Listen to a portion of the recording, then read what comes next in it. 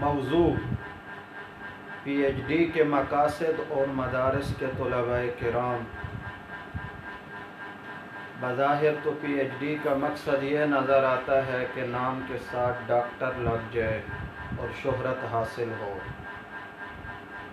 لیکن اصل جو پی ایچ ڈی کا مقصد ہے اور مدارس کے طلباء کے لیے یہ مشکل بھی نہیں، کیونکہ انہوں نے لمبا زمانہ درس کیا ہوتا ہے، استادوں کے پاس پڑھا ہوا ہوتا ہے، استادوں کا فیض برکات بھی حاصل ہوئے ہوتے ہیں اور ان کی نظروں کے سامنے ہوتے ہیں۔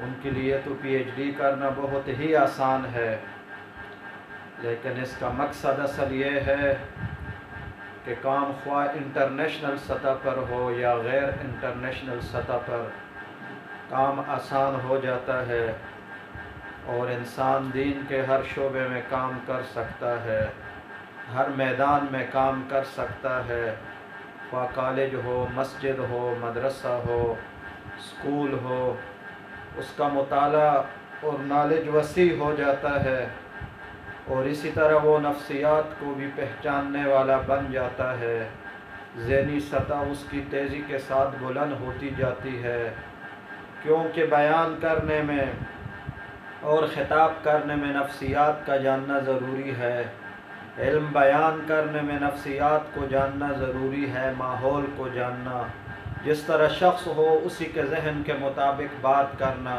جو انسان نفسیات کو جانے گا اس کا خطاب اور بیان مؤثر ہوگا۔